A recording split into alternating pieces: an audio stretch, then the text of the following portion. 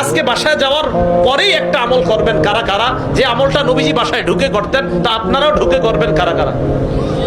করবেন ইনশাআল্লাহ। আদাবান নাসাই শরীফের হাদিসে আসছে 5040 নম্বর হাদিস। নবীজির সাহাবা আম্মাজান আয়েশা সিদ্দিকাকে প্রশ্ন, আম্মাজান নবী যখন ঘরে আসে বাহির থেকে, বিমাজা ইয়াবদাউ, নবীজি সর্বপ্রথম কোন কাজটা করে ঘরে আয়েশা? আম্মাজান কয় আর কি করে ঘরে আয়েশা? কয় কি করে আম্মাজান? কয় আয়েশাই বাদা বিসওয়াক, প্রথমে মেসওয়াক করে এরপর ঘরে ঢুকে। বাহির থেকে ঘরে আয়েশাই মেসওয়াক করে এরপর ঘরে ঢুকে।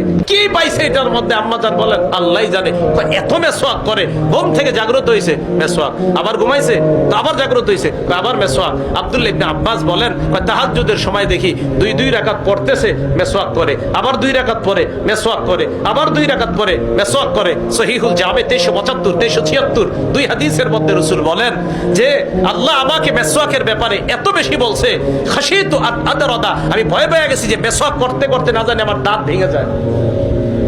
তাহলে মোহাব্বত যখন থাকবে কারো মধ্যে, আজকে যাদের ঘরে মেসওয়াক আছে অথবা এই জায়গায় আতরের টুপি টুপি দেখলাম দোকান বসে, যদি মেসওয়াক থাকে এখনই কিনে নেন। যদি আজকে সম্ভব না হয়, আল্লাহর রাস্তায় আপনাদের কাছে আমার একটা চাওয়া, মেসওয়াকটা কিনে নেবেন। 5 ওয়াক্ত নামাজের আগে মেসওয়াক করবেন, ঘর থেকে বের হওয়ার সময় মেসওয়াক করবেন, ঘরে ঢুকে মেসওয়াক করবেন। কেউ যদি বলে কেন করো, বলবেন আমার নবী ঘরে আসছে, আয়েশা মেসওয়াক করছে তাই আমি করি। কেন করি জানি না, নবী করছে তাই করি। কথা ঠিক আছে না ইনশাআল্লাহ? এই আমলগুলো যদি ধরতে পারেন, সত্যি আমি বলছি, আমি আপনাদেরকে বুঝাতে পারবো না, নবীর সাথে একটা গভীর সম্পর্ক তৈরি হবে। সত্যি বলছি, অসাধারণ এক সম্পর্ক তৈরি হবে নবীর সাথে, সত্যি গভীর একটা সম্পর্ক তৈরি হবে। এই ছোট ছোট আমলগুলো করেন। বিছানার আমলগুলো বললাম তো, সুন্নত পালন করা তখনই সহজ হবে যখন আপনার মাঝে রাসূল সাল্লাল্লাহু আলাইহি সাল্লামের মহব্বত থাকবে। একটা হাদিস শুনে মুসলিম শরীফের 2325 নাম্বার হাদিস। এই হাদিসটা এই আপনিও হাতটা দেন, এইদিকে তিনোটা হাত দেন, দেখেন হাতের দিকে তাকান, তাহলে বুঝবেন হাদিসটা। হযরত আনাস বলেন যে আপনারটা ধরি না এখন, আর আপনি কষ্ট নিয়েছেন। হযরত আনাস রাদিয়াল্লাহু তাআলা আনহু বলেন যে রাসূল সাল্লাল্লাহু আলাইহি সাল্লামের চুল কাটতেছে একজন, আল হাল্লাকু ইয়াহলিকু রাসা, নবীজির চুল কাটতেছে। কয় সাহাবারা এইভাবে হাত দিয়ে বসা, সবাই একটু তাকাত দেখেন, কয় সব এইভাবে হাত দিয়ে রাখছে। আমি চিন্তায় বললাম এইভাবে হাত দিয়ে রাখছে কেন সবাই? তো উনি বলেন নবীজির চুল কাটতেছে একজন আর সাহাবারা হাত দিয়ে আসছে।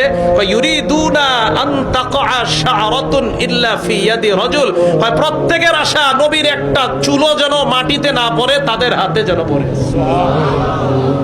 এই পরিমাণ ভালোবাসতেন নবীজিকে সাহাবারা, একভাবে হাতগুলা রাখছে যে একটা চুলো মাটিতে পড়তে দিবে না। আবু বকর সিদ্দিক মারা যাবে যেদিন, মুমূর্ষ অবস্থা, সহিহ বুখারী 1387 নাম্বার হাদিস।